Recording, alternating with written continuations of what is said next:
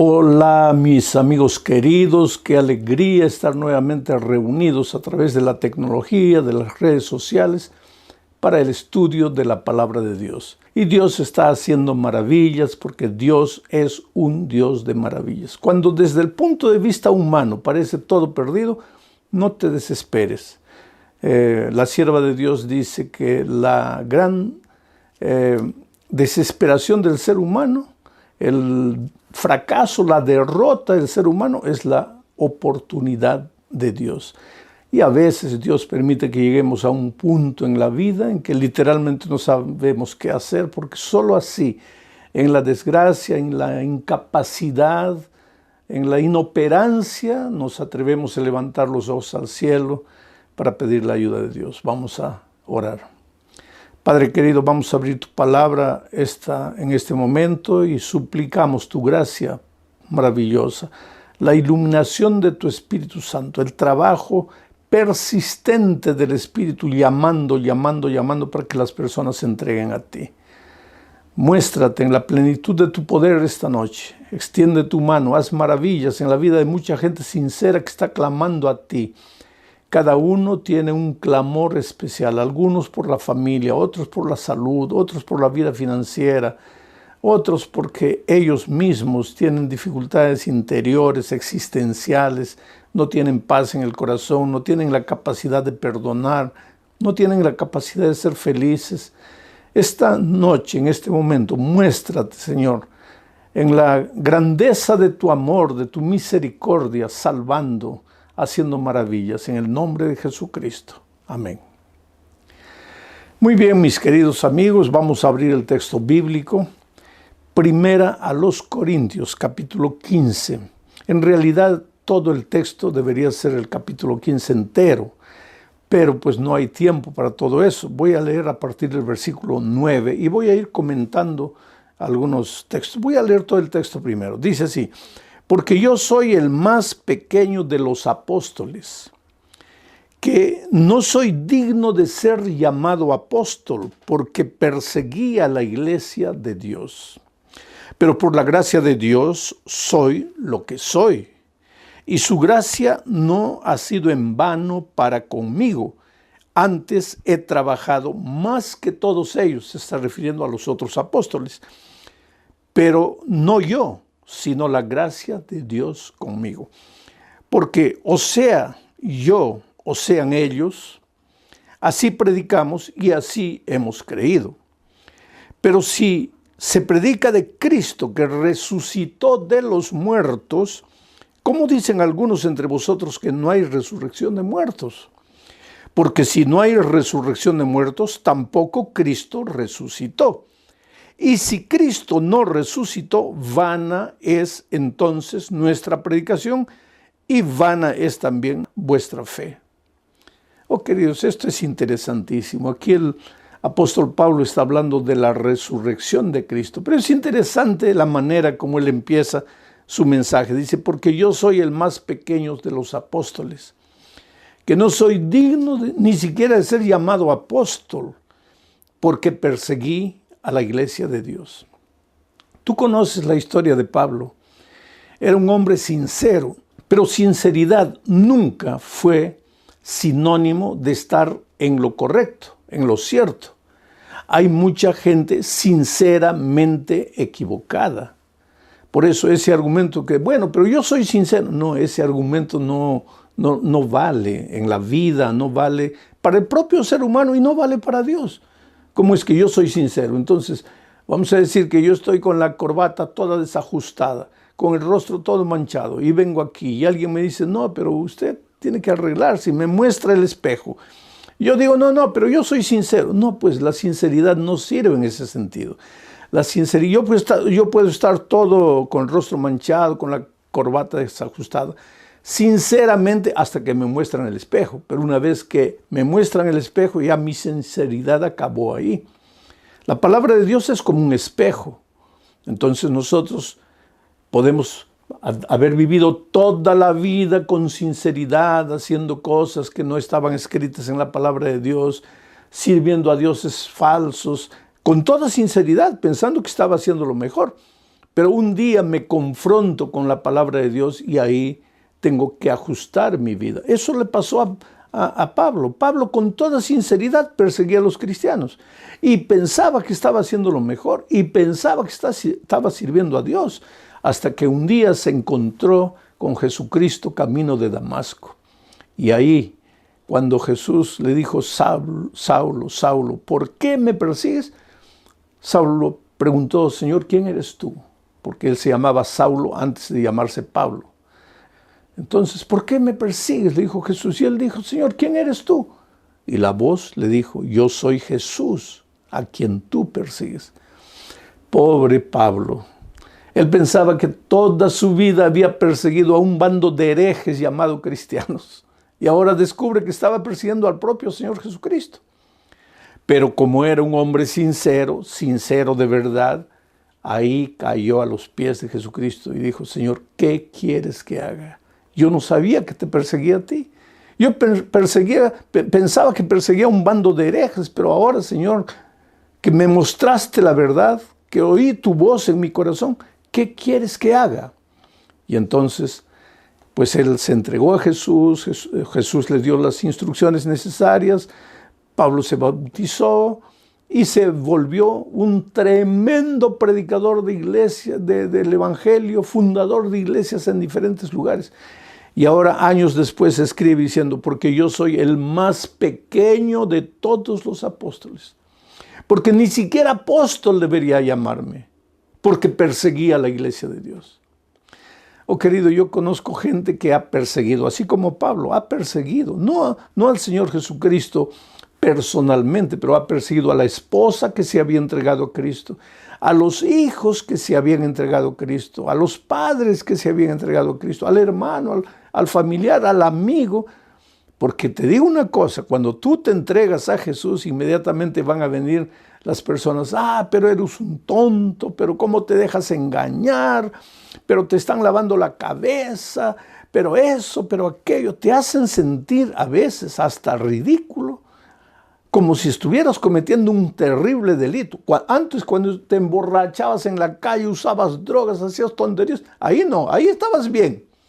Ahora que te entregaste a Jesús, ahora no, eres un tonto, no vales para nada, te dejas engañar.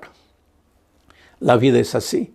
Y yo he conocido gente burlona, gente sarcástica, que se reía de los cristianos, del cristianismo, de la palabra de Dios, pero un día, porque por detrás de todo ese sarcasmo había sinceridad, un día se confrontaron con la palabra de Dios y se rindieron como Pablo. Y de repente, en este momento, yo estoy predicando a alguien que no cree en lo que estoy predicando, no cree en la palabra de Dios, no cree, no, todo eso es tontería, todo eso es mentira, lo único que quieren es el dinero, que eso, que aquello. Pero te digo una cosa, si tú eres un hombre sincero, un día, yo no sé las circunstancias, yo quisiera que te entregues a Jesús cuando todo te va bien, pero aunque las cosas te vayan mal, si es necesario, vas a entregarle tu corazón a Jesús y vas a ser transformado por Jesús. Y quién sabe, hoy día tú, así como Pablo, que fue enemigo del evangelio, un día tú vas a ser un predicador del evangelio. Hoy día, que en este momento estás borracho ahí en una cantina, llenando la cabeza de alcohol, un día, recuérdate, ese borracho no existirá, existirá un tremendo predicador del evangelio, un hombre cuya vida será una inspiración para todos nosotros, porque Dios es grande. Bueno, Pablo se convirtió y ahora Pablo predica el evangelio. Y el evangelio no consiste solamente en la muerte del Señor Jesucristo. El evangelio también consiste en la resurrección de Jesucristo. La muerte es lo que Jesús hace por nosotros, porque nosotros no podemos remediar nuestro pasado. ¿Qué podemos hacer? Ya pecamos, ya ofendimos, ya herimos, ya arruinamos. ¿Qué podemos hacer? Necesitamos el poder perdonador de Dios, la gracia perdonadora de Dios. Entonces Él viene y nos perdona. Pero la vida no termina ahí. Ahora vamos a tener que continuar viviendo. Y esa vida tiene que ser una vida de victoria. Y porque tiene que ser una vida de victoria, entonces aquí viene el símbolo de la resurrección de Cristo, que es un símbolo de la vida victoriosa en Cristo. Quiere decir, en la hora del bautismo, esto es interesante, somos sepultados, morimos, el hombre malo, el hombre viejo, el que hizo tantas tonterías, ese muere, se queda ahí para siempre. Ahora, el que nace del agua, ese es un hombre nuevo, un hombre resucitado. Pero ahora Pablo viene y dice, pero si Cristo no resucitó, ¿y por qué él dice si Cristo no resucitó? Porque en sus días había mucha gente que no creía en la resurrección. Eso no fue solo en los días de Pablo, en nuestros días también. Hay mucha gente que dice, no, la Biblia es todo tontería, Jesús es una utopía, no, que Él murió y resucitó. ¿Quién puede morir y resucitar? No, eso no es verdad. Todo eso es mentira. A la gente se deja engañar con ese asunto de la resurrección. Y eso también había en los días de Pablo. Por eso Pablo dice, pero si Cristo no resucitó, como algunos creen que no existe resurrección, entonces vana es nuestra fe. Vano es lo que predicamos y vano es lo que ustedes creen. ¿Por qué? Porque todo el evangelio se centraliza en la muerte y en la resurrección de Cristo. Porque si Jesús solo hubiera muerto y no hubiera resucitado, entonces el diablo habría vencido. Pero Jesús al tercer día resucitó. Esto es interesante, ¿sabes? El diablo cuando Jesús murió dio la carcajada y dijo, ahora sí lo maté, lo acabé, lo derroté, yo vencí. Y seguramente el segundo día siguió dando la carcajada porque Jesús estaba muerto el sábado, muerto, reposando conforme al mandamiento. Y el domingo el diablo continuó dando la carcajada, ya, ahora sí, definitivamente. Pero de repente la tierra se abrió y Cristo resucitó. Y el diablo entonces entendió que estaba derrotado para siempre. Pero había gente que no creía en la resurrección. Y si todo el evangelio está centralizado en la muerte y en la resurrección de Cristo y no existe resurrección, entonces todo lo que predicamos es mentira, la Biblia es mentira, lo que predicaron los discípulos, los apóstoles, todo es mentira, el cristianismo es mentira, no tiene sentido. ¿Por qué? Porque Jesús es mentira. ¿Por qué? Porque no resucitó. Pero la Biblia es contundente al afirmar que el Señor Jesucristo resucitó de entre los muertos. Ahora, querido, ¿qué significa la resurrección de Cristo para nosotros? ¿Cuál es el mensaje de la resurrección de Cristo? En primer lugar, significa que si Cristo pudo resucitar, nosotros también un día resucitaremos. Por eso es que no tenemos que tener miedo de la muerte, ni por cáncer, ni por accidente, ni por COVID, ni por nada. No tenemos que tener miedo de la muerte. Ahora, cuidado. Yo no digo que el cristiano, porque tiene a Cristo, porque tiene esperanza, porque tiene la seguridad de la resurrección cuando Cristo vuelva, yo no digo que el cristiano tiene que ser insensato, imprudente, necio, que tiene que andar buscando el peligro. No, querido. Ayer o la otra noche estudiamos el tema, no te acerques del árbol, no te acerques del territorio donde el enemigo está. Y yo te diría en la vida física, no coloques tu vida en riesgo. ¿Para qué te vas a arriesgar? Practicar cosas donde en cualquier momento puedes morir. Aléjate, a no ser que sea pues necesario, extremadamente necesario. De eso depende tu vida, tu muerte en esta tierra. Bueno, pero sé prudente, no busques la muerte. Ahora, de no buscar la muerte a tener miedo y pavor de la muerte hay mucha distancia, querido. El cristiano no puede tener miedo de la muerte. ¿Por qué? Mi tema no es la muerte, mi tema es la resurrección. Pero ¿por qué no tenemos que tener miedo de la muerte? Porque la Biblia dice que los que duermen en Cristo están durmiendo. La muerte es como un sueño.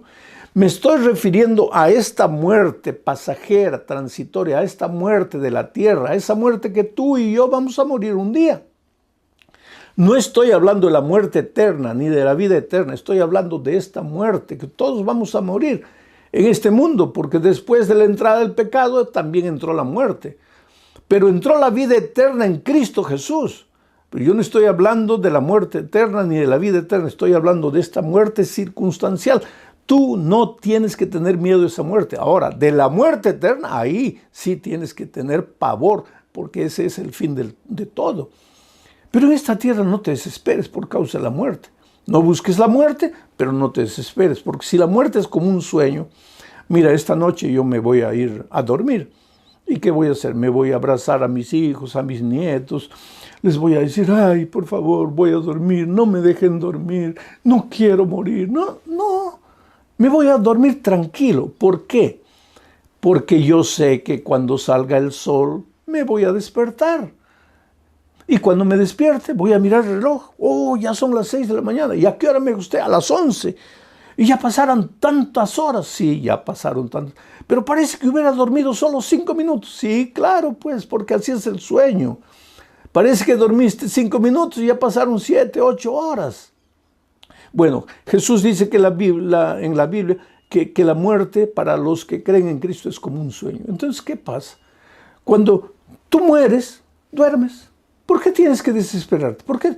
Porque tienes mañana, tienes que estar tranquilo, feliz, porque mañana, cuando Cristo vuelva, y no sé si mañana, pasado mañana, el próximo año, pero cuando Cristo vuelva, cuando suene la trompeta, dice Pablo escribiendo a los tesalonicenses, los muertos en Cristo resucitarán.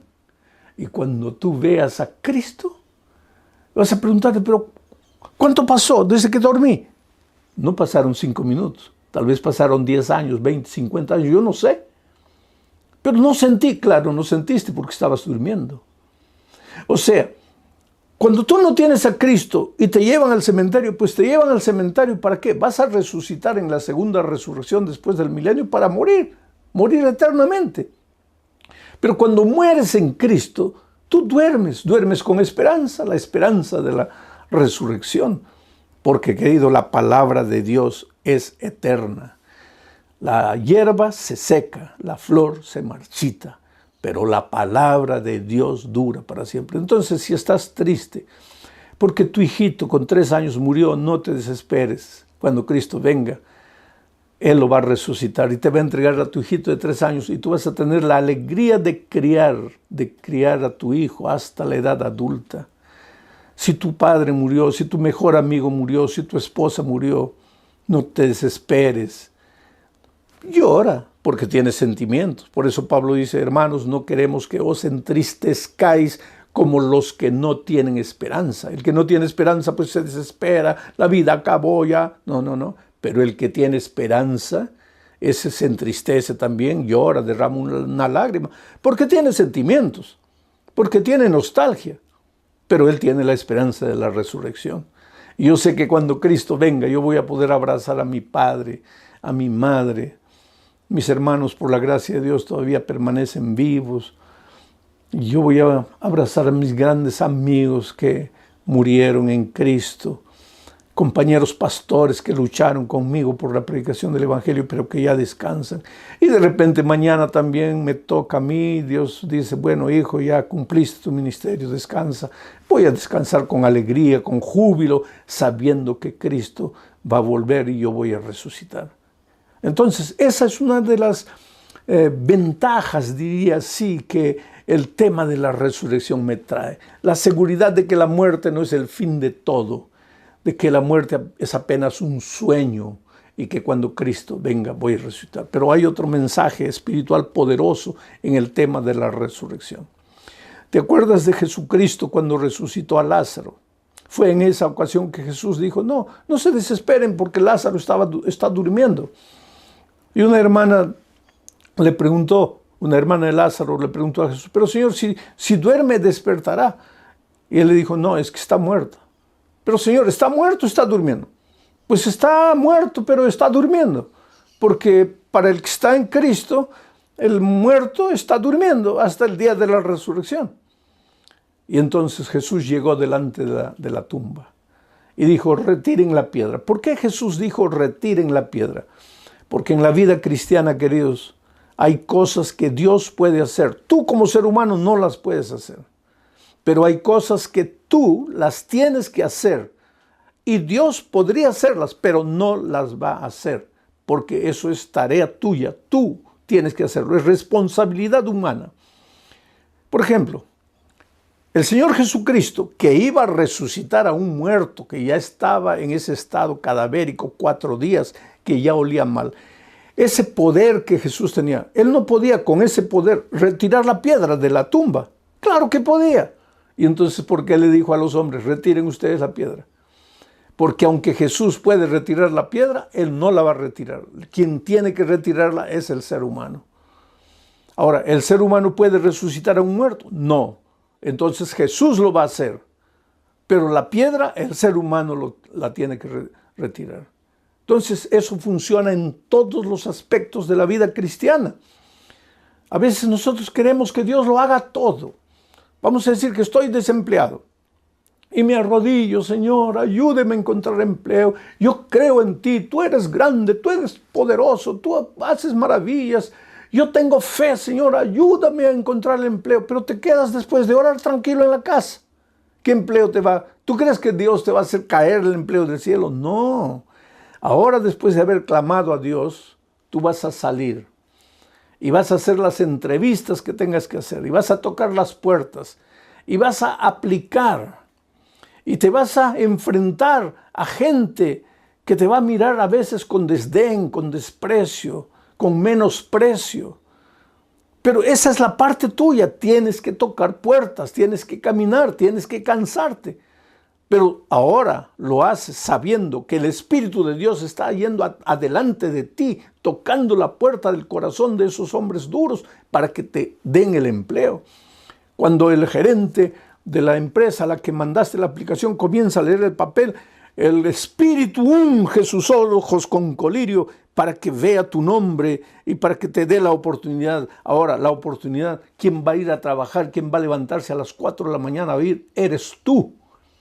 El asunto es que muchos cristianos malinterpretamos eso y pensamos que Dios no nos responde porque nosotros no quitamos la piedra. Quien tiene que hacer la parte humana es el ser humano. Quien tiene que hacer la parte divina es el Señor Jesucristo. Y en aquella ocasión el Señor Jesucristo le dijo, Lázaro, sal. Y por el poder de la palabra de Jesucristo, el muerto, el cadáver que ya olía mal, que ya estaba en estado de descomposición, se levantó y salió. Por el poder de la palabra de Dios. Aquí está la palabra de Dios, querido. Jesucristo no está a nuestro lado así corporalmente, aunque su espíritu en este momento está usando la palabra para tocar tu corazón. Y yo te digo, por el poder de la palabra de Dios, aunque estés en estado cadavérico espiritualmente, aunque sientas que ya no tiene sentido nada, aunque creas que todo está perdido, todo está acabado, por el poder de la palabra de Dios, el Espíritu será capaz de hacer maravillas. Y Lázaro se levantó. Y hay un predicador del siglo XVIII que me impresiona con la fuerza de su predicación. Y él decía, Jesús tuvo que decir, Lázaro, sal fuera. Porque si Jesús no dijera, Lázaro, sal fuera, el poder de su palabra era tan grande que todos los muertos del mundo resucitarían. ¡Qué poder extraordinario de la palabra de Dios! Por eso Jesús dice, ese predicador tuvo que decir, Lázaro, solo tú, como una primicia. Porque los otros resucitarán cuando yo vuelva por segunda vez. Solo tú, Lázaro. Entonces yo te pregunto, si Jesús fue capaz de resucitar a un hombre que ya olía mal, que ya estaba en estado de putrefacción, ¿por qué no puede resucitar tu matrimonio? Porque el otro día alguien me dice, pastor, para mi matrimonio ya no hay salida. Le digo, ¿qué? ¿Ustedes pelean mucho? Y la señora me dice, pastor, ojalá que peleásemos. Porque si peleásemos, por lo menos sería evidencia de que estamos vivos.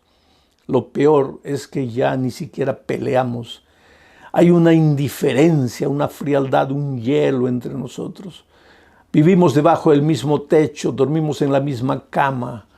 pero ya entre nosotros no existe nada. Todo está destruido. Para mi matrimonio ya no hay salida. Ah, pues querido, tal vez tu matrimonio ya está en estado de descomposición. Desde el punto de vista humano ya no hay salida. Pero la palabra de Jesucristo. Por eso es que tienes que apoderarte de la palabra de Jesús.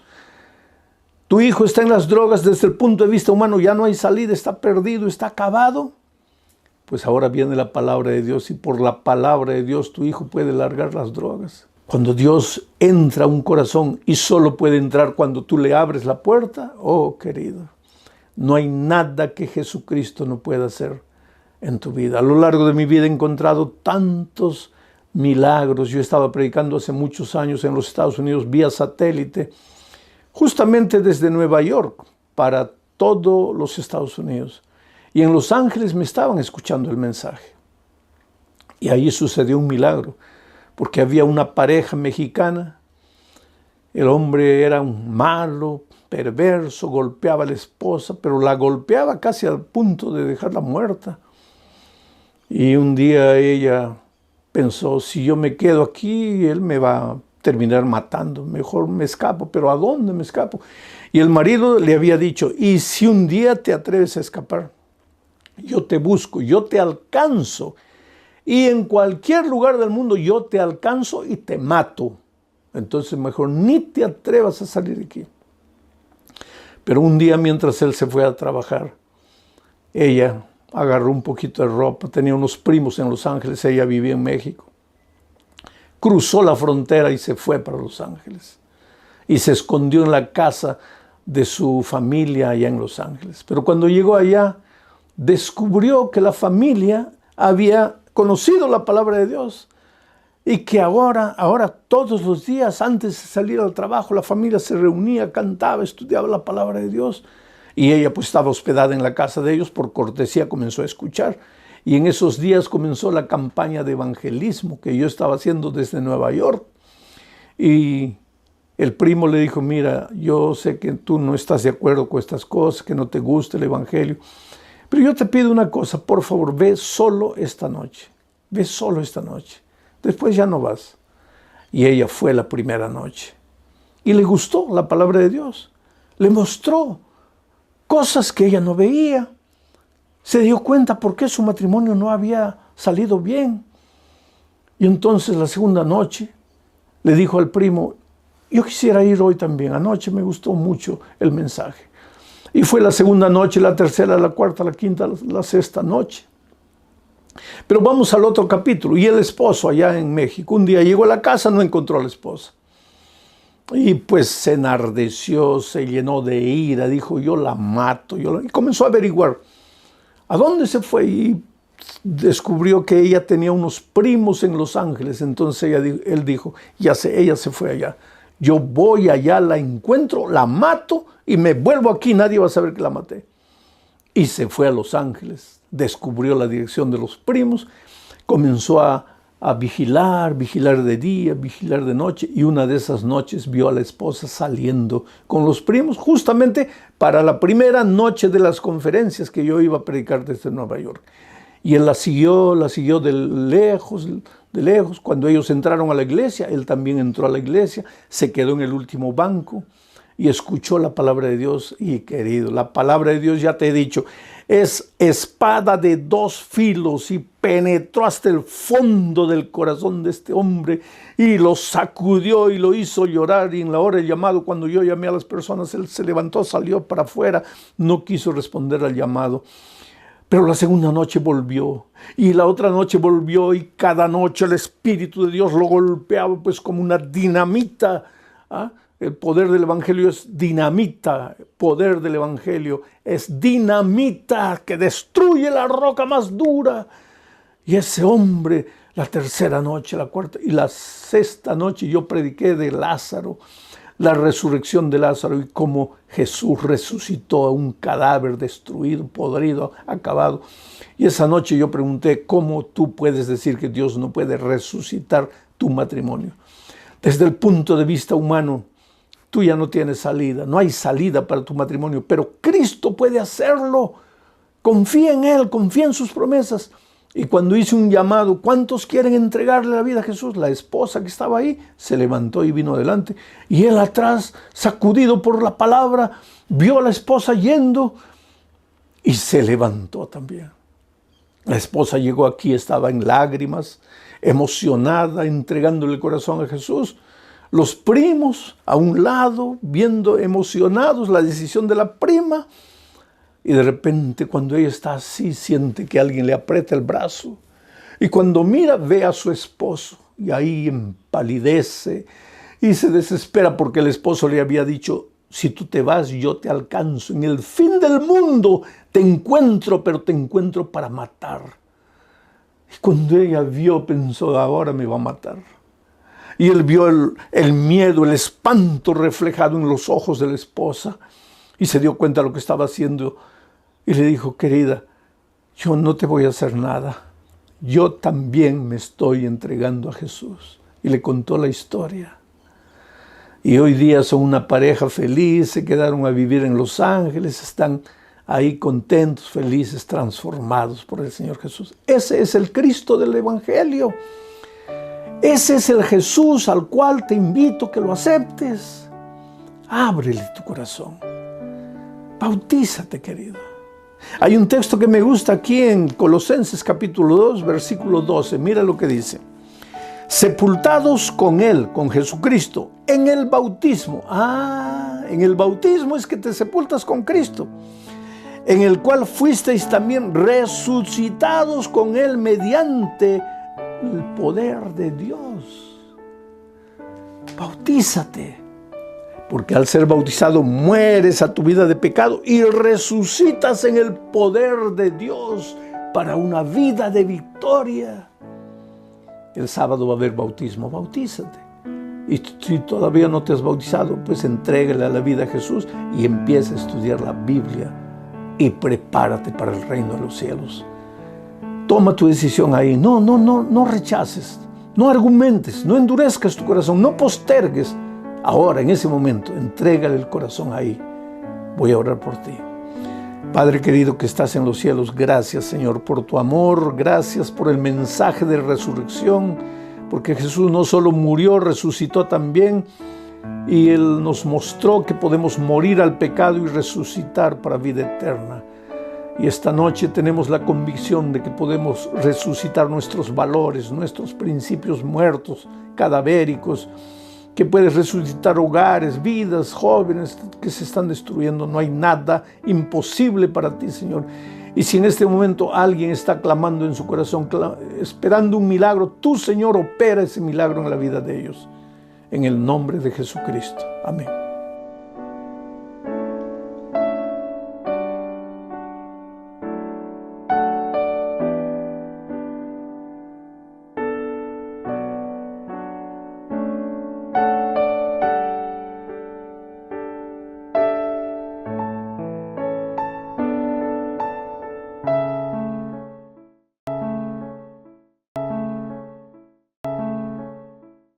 ¿Quieres una vida fructífera?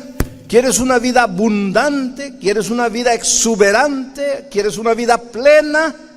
Permanece en Cristo. El asunto es que no entendemos qué quiere decir permanecer en Cristo. ¿Qué es permanecer en Cristo?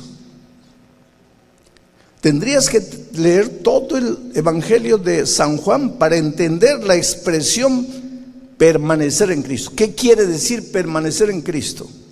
San Juan capítulo 16.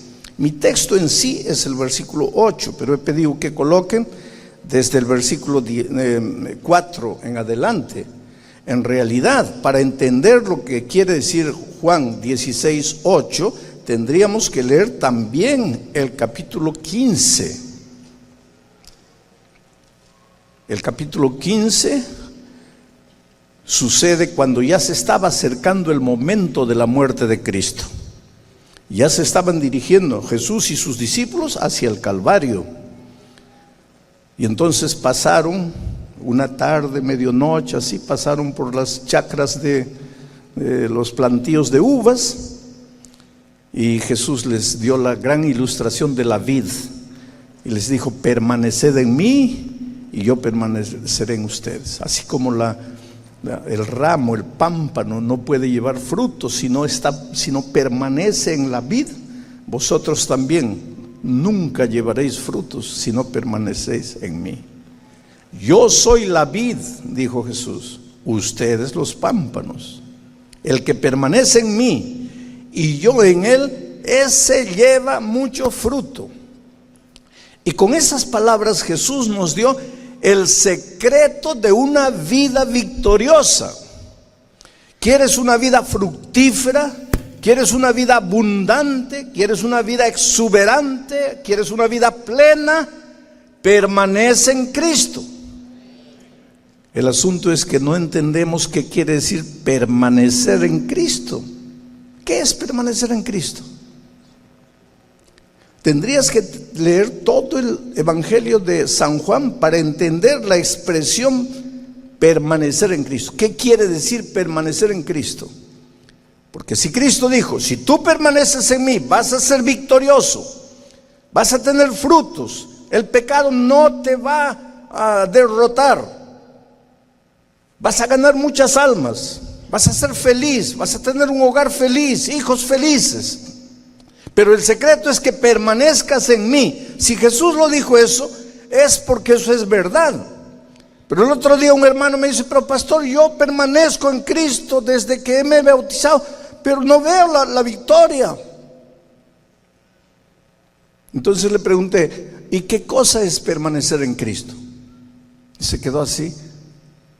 No sé, pastor. Pero entonces, ¿cómo permaneces en Cristo? Ese es el asunto. ¿Cuántas veces predicamos permanecer en Cristo, permanecer? Los adventistas tenemos unas frases interesantes. Pablo dice, no vivo yo, Cristo vive en mí. Pero lo que vivo en Cristo, ¿qué cosa es vivir en Cristo? ¿Qué cosa es permanecer en Cristo? ¿Qué cosa es caminar con Cristo? ¿Qué cosa es cultivar compañerismo con Cristo? ¿Qué cosa es andar de la mano con Jesús? ¿Qué cosa es confiar en la roca? ¿Qué cosa es mirar a lo alto? Todo eso es la misma cosa. ¿Qué cosa? Permanecer en Cristo. ¿Y qué es permanecer? Ahí está el problema, pues. Por eso que nada funciona. Todo funciona de palabra, me emociono, canto, yo estoy en Cristo, yo permanezco en Cristo, Él es mi roca, y esto y aquello, y vamos a la esencia. ¿Y qué es? Silencio. Ahí nada funciona. Pero cantamos, hablamos, predicamos, enseñamos todo de permanecer en Cristo, en Cristo, en Cristo, en Cristo, y nada funciona. Porque no entendemos. Y hasta ahora no he empezado mi sermón. Todo esto es introducción, porque el sermón es Juan 16:8. Recién estoy comentándoles lo que dice el 15. Permaneced en mí. ¿Por qué Jesús les dice permanecer en mí? Porque ya se iba a ir. Ya estaban dirigiéndose al Calvario. Ya Jesús iba a morir. Después, cuando resucitara, quedaría solo 40 días y se iría. Durante 3 años ellos se habían relacionado así, se miraban al rostro. Los discípulos tuvieron un privilegio que los profetas en el Antiguo Testamento no tuvieron y que nosotros hoy no tenemos. ¿Qué privilegio tuvieron ellos? Que ellos caminaban con Jesús, veían con Jesús, paseaban con Jesús, comían con Jesús. Ellos vieron con sus ojos los milagros de Jesús, escucharon con sus oídos las palabras de Jesús. Los profetas no pudieron hacer eso, porque el Mesías no había llegado. Y nosotros tampoco podemos tener esa convivencia con Jesucristo, porque cuando nacimos Jesús ya no estaba. Pero Él dijo, si quieres ser victorioso en la vida, tienes que permanecer en mí. Y Él se los dijo cuando estaban yendo al Calvario: permaneced en mí, yo permaneceré en vosotros. Pero ¿qué es lo que Jesús quiso decir? Ahí tendrías que ir para la epístola a los Efesios, y Pablo explica en detalle lo que es permanecer en Cristo. Y básicamente, permanecer en Cristo, andar con Cristo, caminar con Cristo, tomar la mano de Jesús y caminar con Él, permanecer en la roca, edificar en la roca. Todo eso, básicamente, de acuerdo a la epístola a los Efesios, son 3 cosas. Orar en todo tiempo, estudiar la Biblia todos los días y traer a una persona para Cristo. Cuando tú haces esas 3 cosas, oras en todo tiempo, estudias la Biblia todos los días, aunque no tengas ganas de leer la Biblia. Y cuando vas y buscas a una persona y la traes a Jesús, cuando haces esas 3 cosas, estás permaneciendo en Cristo, estás edificando en la roca, estás viviendo en Cristo, estás caminando con Él, estás andando de la mano con Jesús. Pero cuando haces esas 3 cosas, ahora si tú cantas media hora en pie, Señor, yo permanezco en ti, yo confío en la roca que es más alta que yo, lloras, te emocionas, pero no oras, no estudias la Biblia y no sales a buscar a una persona para Cristo, pues no permaneces en nada. Todo es boca, palabra, palabra, palabra, pero en la realidad no permaneces en nada. Y es por eso que la victoria no aparece, es por eso que los frutos no aparecen. Pero ahora con ese contexto vamos a entender lo que dice a partir del versículo 4. Jesús les dice, porque todo esto que yo les dije se los dijo en el capítulo 15, ahora entramos al 16. En el versículo 4 les dice a sus discípulos: mas os he dicho estas cosas para que cuando llegue la hora. ¿A qué se está refiriendo ahí cuando dice para que llegue cuando llegue la hora? ¿A qué hora se está refiriendo? Que me vaya, para que cuando llegue la hora, para que cuando yo me vaya, os acordéis de que ya os lo había dicho. Mira cómo el maestro dice: les estoy diciendo ahora, para que cuando yo me vaya, ustedes se recuerden lo que yo les he dicho cuando estaba con ustedes. Y sigue diciendo: esto no os lo dije al principio, porque yo estaba con vosotros. ¿Para qué necesitaba hablarles de qué significa permanecer en Cristo, andar en Cristo? ¿Para qué necesitaba hablarles del Espíritu Santo si yo estaba con ustedes? No necesitaba. Siguiente versículo, porque es del 4, después viene el 5, ahí. Pero ahora, miren, voy al que me envió. Está hablando de su ida. Pero ahora voy al que me envió, y ninguno de ustedes me pregunta: ¿a dónde vas? Versículo 6. Antes, porque os he dicho estas cosas, tristeza ha llenado vuestro corazón. ¿Por qué? Porque les he dicho que me voy. Pero ¿por qué tienen que entristecerse? Si ya les he dicho que me voy, pero no me voy. Ahí los discípulos se quedan medio confundidos. ¿Cómo es? ¿Te vas o no te vas? Y Jesús le dice: me voy, pero no me voy. Pero Señor, explícame mejor, ¿te vas o no te vas? Y ahí viene el versículo 7 y dice: pero yo os digo la verdad, os conviene que yo me vaya, porque si no me fuere, el Consolador. ¿Quién es el Consolador? Él ya lo explicó en el capítulo 14. El Consolador no vendrá a vosotros, mas si me fuere, os lo enviaré. Miren, hasta aquí lo que Jesús está diciendo.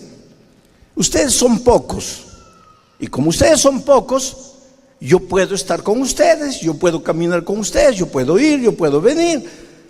Pero es que mi iglesia, que son ustedes son la base de mi iglesia, no se van a quedar para siempre este grupito pequeño.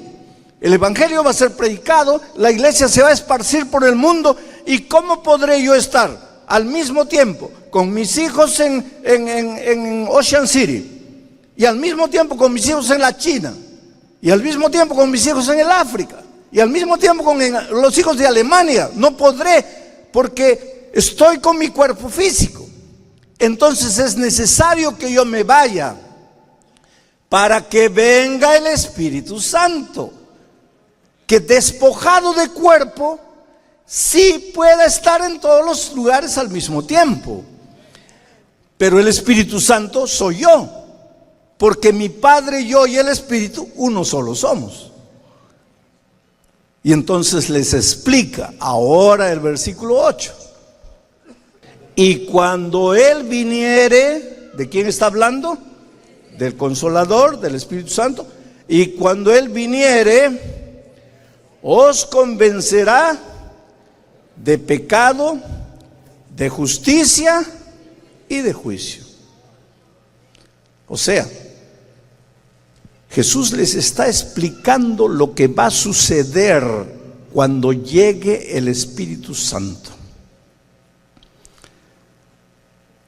Sabes que entender el tema del Espíritu Santo es una de las cosas más difíciles. Y yo creo que ahora sí que el enemigo no quiere que entendamos, porque el día que entendamos qué cosa es el Espíritu Santo y cómo trabaja el Espíritu Santo, va a haber una revolución espiritual en la iglesia y Cristo va a volver.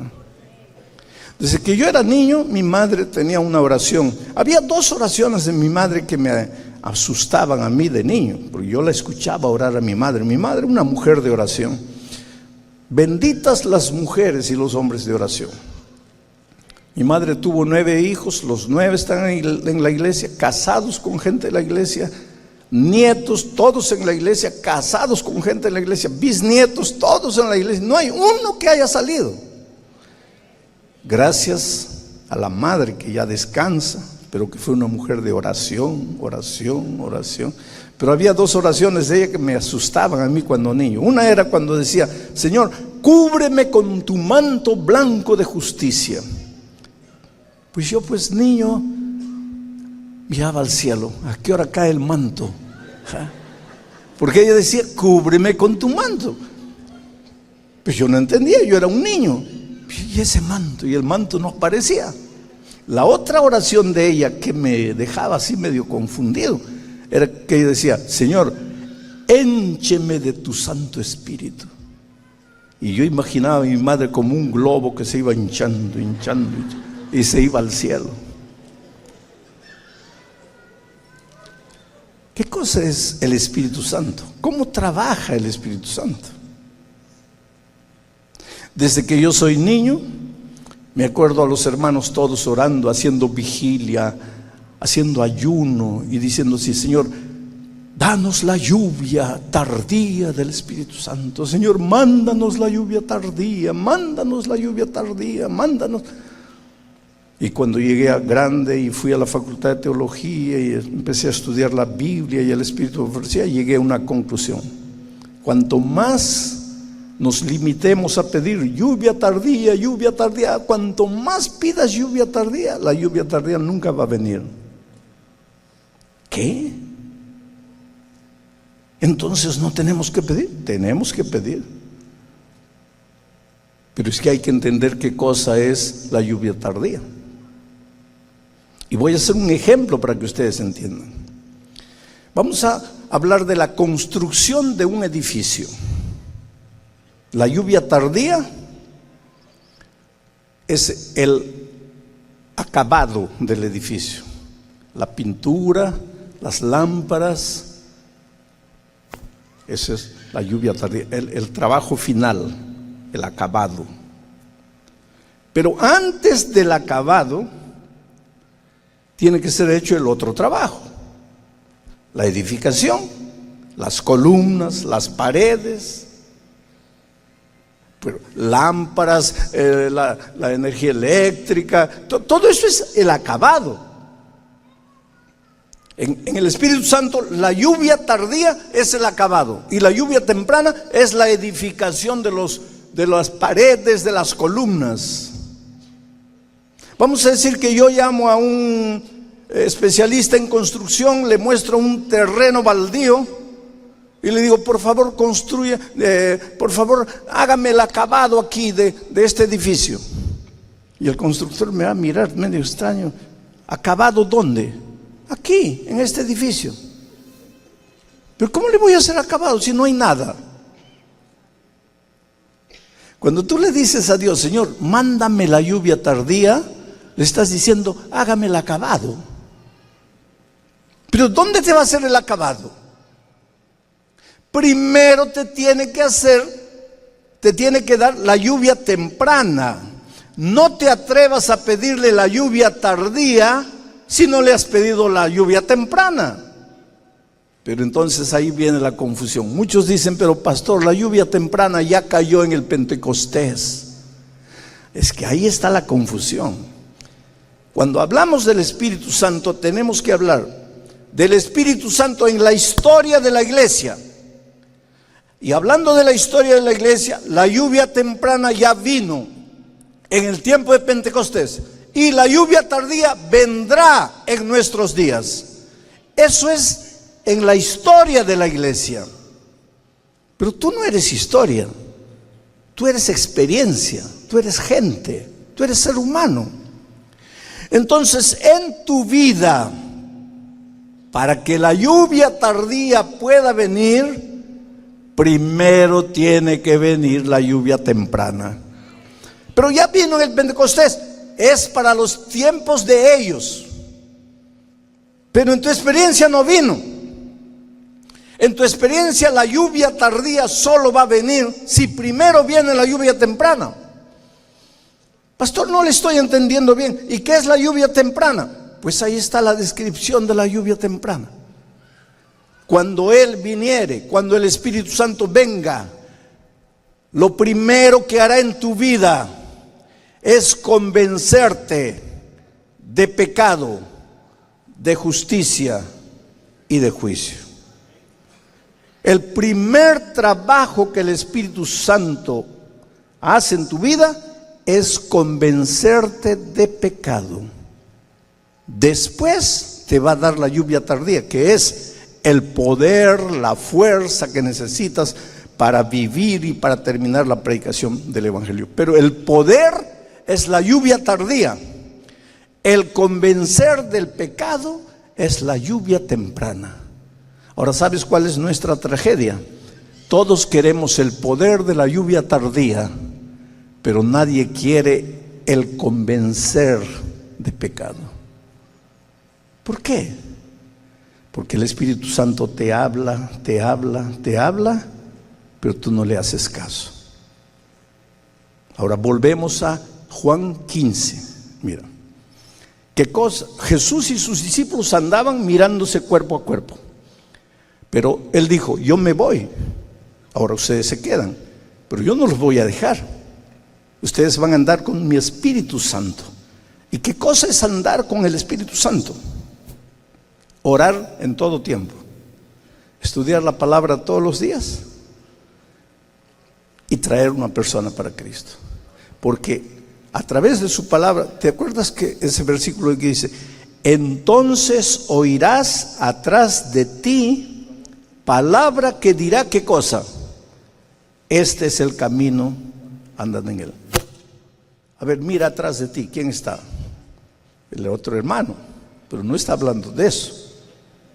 Cuando tú vivas caminando por la vida, vas a oír la voz del Espíritu diciéndote, este es el camino. Te estás metiendo a un lugar a donde no debe entrar un cristiano, ahí el Espíritu te va a decir, epa, ¿a dónde estás yendo? ¿A dónde estás yendo? Ahí tú paras. Esa voz es la voz del Espíritu que se manifiesta a ti a través de la palabra escrita. En la palabra escrita Dios te muestra lo que debes hacer, lo que no debes hacer, cómo debes vivir, qué debes vestir, qué no debes vestir, a dónde debes ir, a dónde no debes ir. El problema nuestro, querido, es que nosotros pensamos que convencer de pecado es convencer de adulterio, de asesinato, de robo a mano armada, de secuestro, de tráfico de drogas, porque para nosotros pecado es eso. Pero cuando la Biblia dice convencer de pecado, es convencerte de las cosas que no están andando bien en tu vida. Y todos los días el Espíritu trabaja en tu corazón tratando de mostrarte el camino. Te voy a contar una experiencia personal, solo para que tengas una idea. Yo soy pastor, tengo 4 hijos, vivo en Brasil, trabajé en la ciudad de San Pablo muchos años.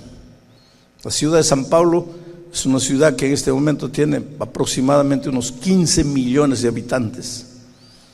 Tú, para atravesar la ciudad de San Pablo de punta a punta, te llevaría un día con el tránsito infernal que tiene la ciudad. Una ciudad gigantesca, una metrópoli. Yo iba a predicar una noche en una iglesia de un barrio de la periferia. Para poder llegar ahí me tomaría, la predicación era a las 8 de la noche, pero para llegar ahí con tiempo yo tenía que salir por lo menos a las 5 de la tarde, si no, no llegaba con el tránsito a esa hora, el rush. Entonces mis hijos eran así adolescentitos. Le digo a mi esposa, mira, ¿ustedes quisieran acompañarme a la iglesia? No, sí, vamos. Muy bien, entonces vamos a salir a las 5 de la tarde. Listo, combinado.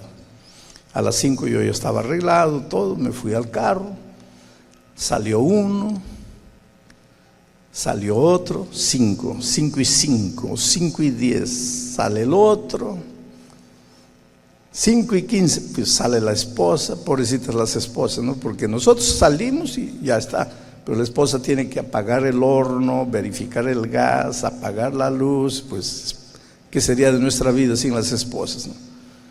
Nosotros salimos y chao, pero ellas, más cuidadosas, pues verifican todo. Pero hasta la esposa salió y faltaba uno de los hijos. 5 y 15, yo ya estaba poniéndome nervioso porque no iba a llegar con el tránsito. Y le digo a mi esposa, ¿y dónde está el muchacho? Y ella me dice, no sé. Y toco el claxon y nada. Y vuelvo a tocar, nada. 5 y 20 ya pues dejé el carro y entré al cuarto. ¿Qué está haciendo ese muchacho? ¿Dónde está? Voy a llegar tarde, ya estaba nervioso. Porque yo creo que una característica de todo buen cristiano es puntualidad. Y quiero llegar temprano, yo soy el pastor, voy a predicar, tengo que llegar temprano. Y cuando entro al cuarto, nosotros teníamos un espejo grandazo ahí en la pared. Él sin camisa, 4 camisas en la cama, y él combinando, a ver, esta camisa, ¿cuál es la que combina mejor con el pantalón? Esta, se sacaba, se probaba. El papá desesperado para atravesar la ciudad y llegar a tiempo a la predicación, y él probando camisa.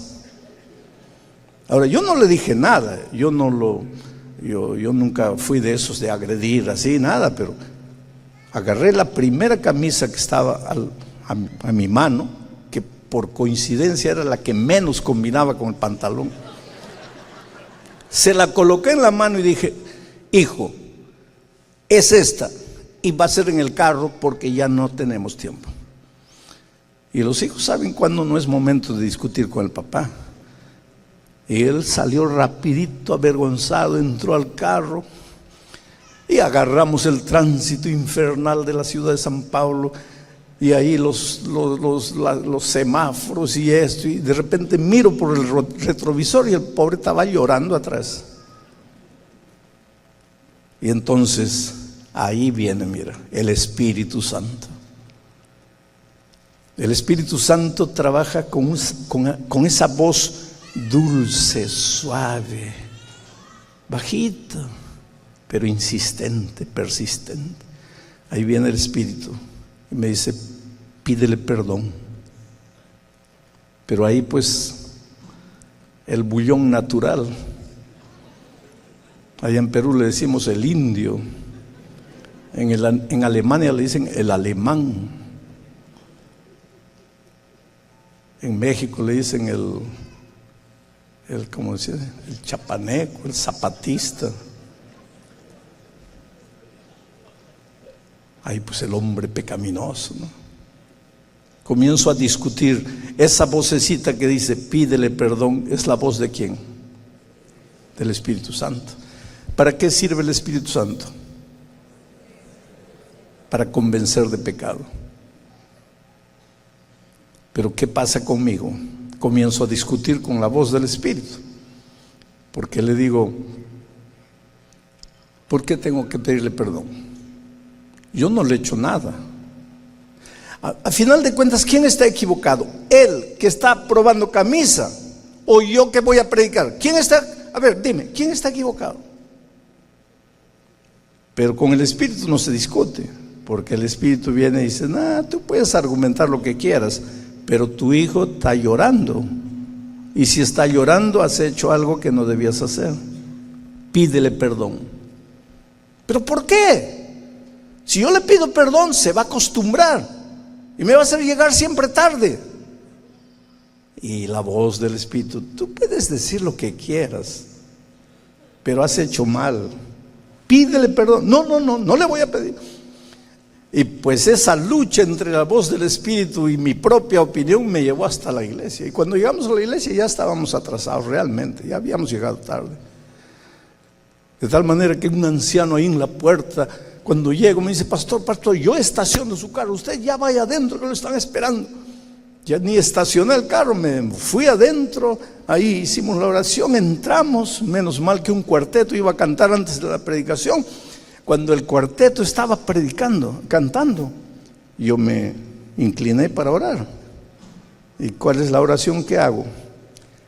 Dios mío, dame el poder del Espíritu esta noche para la predicación. Y ahí sentí esa voz aquí. Qué bonito.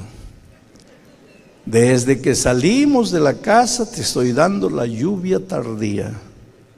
Perdón, te estoy dando la lluvia temprana. Pero eso no te interesa, ¿no? ¿Para qué lluvia temprana? Lo que tú quieres es poder, ¿no? Qué bonito poder. Pero yo te estoy hablando y no me haces caso. Ese es el problema nuestro. Gracias a Dios que el cuarteto estaba cantando, porque yo me sentí pecador. No había asaltado, no había secuestrado a nadie, no había cometido adulterio, no había matado a nadie, no había robado a nadie, pero había pecado y yo no quería reconocerlo. Y ahora yo quería el poder del Espíritu, la lluvia tardía. La lluvia temprana no me interesa, eso ya fue el Pentecostés. Yo quiero la lluvia tardía. Me levanté, salí por atrás, le dije a un diácono, hermano, llame a ese muchacho que está con camisa verde ahí. Trajeron a mi hijo y le dije, mira hijo, perdón. ¿Por qué? No sé, hijo, porque te hice llorar. Pero tú no tienes la culpa, yo tengo la culpa, te hice demorar, ahora estás ya atrasado. Hijo, no quiero saber quién tiene la culpa, yo quiero que me perdones. Yo voy a predicar ahora, no quiero que veas a un padre nervioso, intransigente, radical predicando. Quiero que veas a un hombre de Dios, y ese hombre que no te dejó 30 segundos, un minuto para escoger la camisa, va a predicar ahora. Y pues nuestros hijos son maravillosos, ¿sabes? Mi hijo me abrazó y me dice, mira papá, ve, predica tranquilo, yo no tengo nada, ya pasó, está todo en paz. Y esa noche me levanté para predicar, hice un llamado, y la primera persona que se levantó y vino adelante, mi hijo de camisa verde.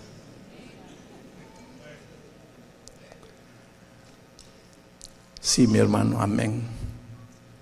Pero cuando peleas con la esposa y llega la noche, y tú te acuestas mirando al oriente y ella mirando al occidente, y el Espíritu viene y le dice, pídele perdón. Y tú le dices, ¿por qué? Ella gastó más de lo que tenía que gastar. Ahí el pobre espíritu se va donde ella. Mira, ya vi que él no te va a pedir perdón, pídele tú. ¿Por qué? Yo no hice nada, fue él que me gritó. Ahí el pobre espíritu vuelve, oye, ella no quiere, pídele tú. No, yo no, ella se va a acostumbrar. Ahí el pobre espíritu, mira, él no quiere, ve tú. No, yo no. Al día siguiente, sábado, vienes a la iglesia y los dos arrodillados, Señor, mándanos la lluvia tardía del Espíritu. ¿Qué lluvia tardía quieres? La lluvia tardía es una consecuencia, es un resultado, es el acabamento, el acabado. Pero la lluvia temprana quiere edificar, construir el edificio, y tú no dejas.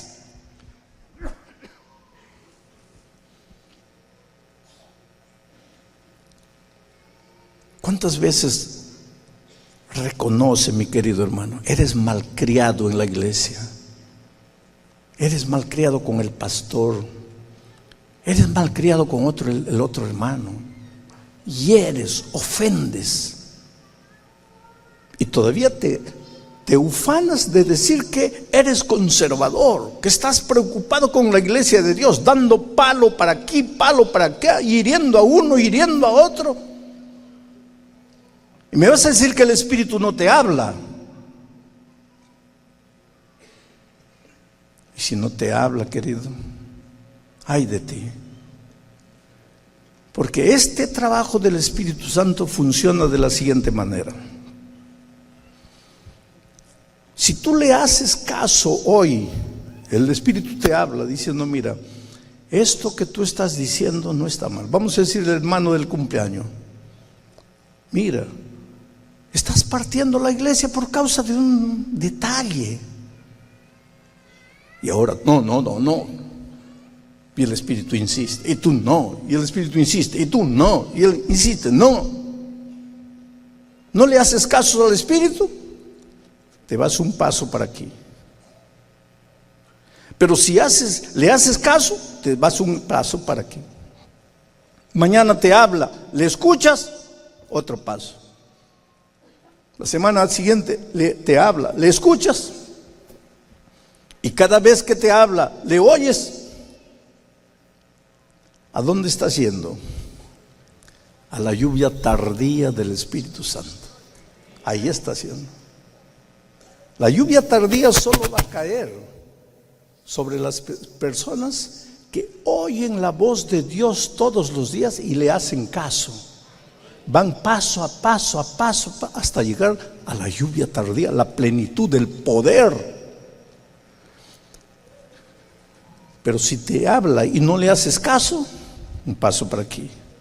Mañana te habla, no le haces caso, otro paso. Te sigue hablando, no le haces caso. Te habla, no le haces caso. Y para escuchar la voz del Espíritu Santo, pues tienes que estudiar la palabra de Dios todos los días, porque ¿cómo te habla Dios si no es a través de su palabra? Tienes que orar todos los días, porque ¿cómo Dios te habla si no es a través de la oración? Pero no le haces caso, te vas yendo. ¿Y a dónde llegas? Al pecado contra el Espíritu Santo. Cuando tú hables del Espíritu Santo, hay dos extremos: la lluvia tardía o el pecado contra el Espíritu Santo. Y tú tienes que escoger si vas en dirección de la lluvia tardía o si vas en dirección del pecado contra el Espíritu Santo. El pecado contra el Espíritu Santo es el único pecado que no tiene perdón. El propio Señor Jesucristo dijo: todo pecado le será perdonado al ser humano, menos el pecado contra el Espíritu Santo. Ay del ser humano que llegue al pecado contra el Espíritu Santo. Pero no quiero que se vayan asustados, porque hay mucha gente que tampoco entiende lo que es el pecado contra el Espíritu Santo. El pecado contra el Espíritu Santo no es que tú has pecado tanto que Dios dice así: bueno, a este ya no le voy a hablar. No, eso no existe. Dios siempre te va a hablar, hagas lo que hagas, te endurezcas cuando te endurezcas, Él siempre te va a hablar. Entonces, ¿por qué se vuelve pecado contra el Espíritu Santo? ¿Por qué se vuelve imperdonable? Por un simple motivo: tú te vas endureciendo. Porque nuestro corazón, nuestra conciencia es como la palma de la mano. Mira, si tú tocaras la palma de mi mano, vas a ver que mi piel es lisa, porque yo no trabajo con la mano. Algunos de ustedes tienen cuero en la mano, tienen callos. ¿Por qué? Porque el trabajo de ustedes es con la mano. Si tú quieres buscar callos en mí, no tienes que tocar la mano, tienes que tocarme aquí adentro. Aquí sí debo estar lleno de callos, pero yo no trabajo con la mano, entonces mi mano es lisa. Pero si mañana agarro un machete y comienzo a trabajar, ¿qué va a pasar? Se va a poner roja la mano. Y si paro ahí, normal, mañana sigue normal. Pero si yo, a pesar del dolor, sigo dándole, ¿qué va a pasar? Se va a formar, ¿qué cosa? Ampolla. Y si paro ahí, dentro de una semana está todo igual. Pero si no paro y sigo dándole, la ampolla va a reventar y va a sangrar y va a doler. Si paro por ahí, dentro de un mes, mano fina de nuevo. Pero si no paro, sigo dándole, después de sangrar, de reventarse, comienza a aparecer otra piel. Pero ya no es una piel lisa, es una piel dura, que se llama callo. Una mano encallecida, una mano que no siente más dolor. Igualito es el corazón humano. Dios te habla, estás yendo para aquí, para el pecado, Dios te habla, ¿le haces caso? Tu corazón está sensible a la voz de Dios. ¿No le haces caso? Ampolla espiritual. ¿Le sigues dando? Revienta la ampolla. ¿Le sigues dando? Sangra. ¿Le sigues dando? Comienza a aparecer el callo espiritual. Y llega un momento en que cruzas la línea, llegas a un punto, no que Dios no te habla más, porque Él nunca te va a dejar de hablar. Llega al punto en que tú ya no oyes más. No es que Dios no te habla, tú no oyes, ya tú te endureciste. Es como el que tiene la mano llena de callos, puede golpear, ya no le sale ampolla, porque ya la mano se endureció. Aquí llegaste al pecado que no tiene perdón. ¿Y por qué no tiene perdón? No porque Dios no quiera perdonarte, porque Él siempre te va a perdonar. Entonces, ¿por qué no tiene perdón? Porque para que Dios te pueda perdonar, ¿qué tienes que hacer tú? Tienes que pedir perdón. Pero el que llegó aquí, ese ya no siente dolor. ¿De qué me van a perdonar? Entonces él entra a la iglesia, escucha el sermón, sale del sermón, todo normal. Está viviendo en pecado, no siente. Está haciendo cosas malas, no siente. ¿Por qué? Porque se endureció. No es que Dios lo dejó, que Dios lo abandonó. Él se vino a un punto de donde Dios ya no lo puede llamar más. Él no escucha. Dios lo llama, pero él no escucha. Ahora esta noche aquí entre ustedes, algunos se están preguntando, Dios mío, ¿será que yo cometí el pecado contra el Espíritu Santo? Y yo te respondo, si estás escuchando en este momento una vocecita en tu corazón, si tú estás sintiendo así, ay Dios mío, ¿será que yo de tanto pecar me estoy endureciendo? Si te preocupas así, es porque todavía no has cometido el pecado contra el Espíritu Santo. Porque si hubieras cometido, ya no sentirías eso que estás sintiendo. Si estás sintiendo, es que Dios todavía te habla. Pero si sigues así, vas a llegar al punto en que Dios se va a seguir hablando, pero tú ya no vas a oír. Te voy a contar una historia. Yo trabajé en la selva, entre los indios de la tribu Ashaninka, la tribu Campa, allá en mi país. Y pues caminaban noches, días ahí por la selva. Entonces los indios un día me dijeron, mire pastor, si un día usted se pierde en la selva y no logra encontrar el camino y tiene que pasar la noche en la selva, no hay problema. Pero cuando usted ya calcula que no va a llegar, antes que se oscurezca, busque leña, ramos secos, hojas secas, y busque un nido de un pajarito y haga una fogata.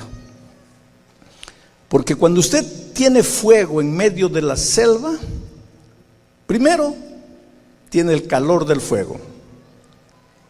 Segundo, el fuego y el humo ahuyentan los mosquitos, va a poder descansar tranquilo. Y tercero, el fuego ahuyenta las fieras, las serpientes, te está seguro. El fuego es su seguridad.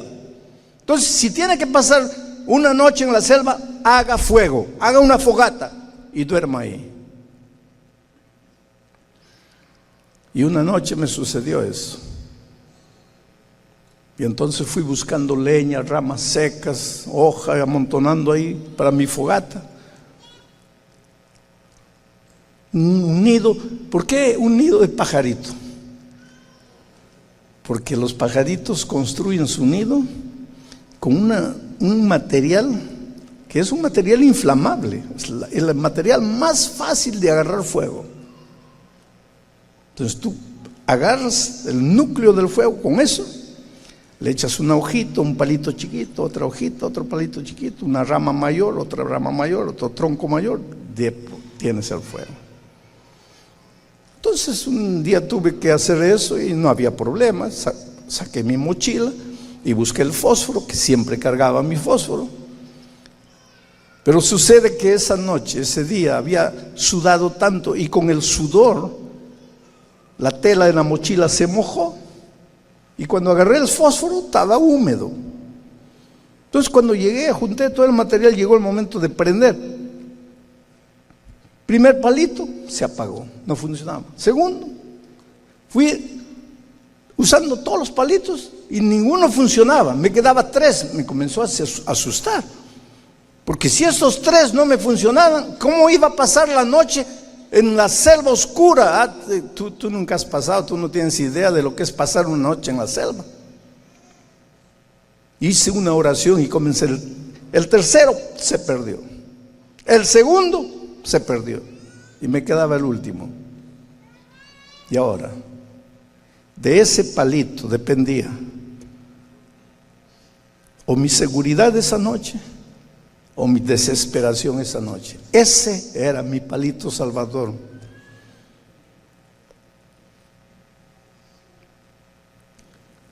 Me acerqué, risqué, brotó la chispa y se fue a la pelusa del nido y comencé a soplar suavemente y la chispita se fue yendo, la pelusa del nido agarró. Comencé a soplar más. Una hojita, comenzó a arder la hojita. Otra hojita, otro palito. Soplé más. Y de repente la llama comenzó. Una rama, otra rama. Ahora tenía una fogata. Estaba seguro. Podía pasar la noche. ¿Qué te estoy queriendo decir? Si tú has jugado con el Espíritu Santo mucho tiempo, si el Espíritu te ha hablado y tú no le has hecho caso, porque nosotros, querido, solo pensamos en la lluvia tardía. ¿Qué lluvia temprana? Y nos vamos endureciendo y endureciendo. Pero si esta noche tú sientes en tu corazón como diciendo así: quiera Dios que yo no me haya endurecido. Y si estás sintiendo eso, es que no te has endurecido, pues el Espíritu te está hablando. Tal vez te quedan los últimos 3 palitos. Tal vez te queda el último palito. Tal vez te queda la chispita. Agárrate de esa chispita. Porque si se te apaga, estás perdido para siempre. Agárrate de esa chispita. Es tu salvación. Yo sé que esta noche a muchos de ustedes la voz del Espíritu Santo les habla clara y sonora. a otros menos, a otros menos, a otros mucho menos. Agárrate de la voz del Espíritu. Dile, Señor, yo no quiero jugar más con el Espíritu. Yo quiero oírte, yo quiero obedecerte, yo quiero hacerte caso. Que este sea el punto de partida de una nueva experiencia. Hoy es el día de buena nueva. Hoy es el día de salvación. Oh querido, Dios te ama. Dios quiere que cuando Jesucristo vuelva tú estés en el grupo de los redimidos. Por eso la Biblia es un libro de llamado. Te llama, te llama, te llama. Es una invitación a la entrega, a la reconsagración. Tú no eres nada sin Cristo. Tú no eres nada sin la voz y sin el trabajo del Espíritu. Y el Espíritu te está llamando. Yo te voy a hacer una invitación en el nombre de Jesucristo. Si quieres decirle a Jesús esta noche: Señor, por favor háblame, sígueme hablando, no dejes de hablarme y ayúdame a obedecerte, a oír tu voz y a caminar con pasos firmes hacia la lluvia tardía. No quiero ir hacia el pecado contra el Espíritu Santo. Señor, háblame.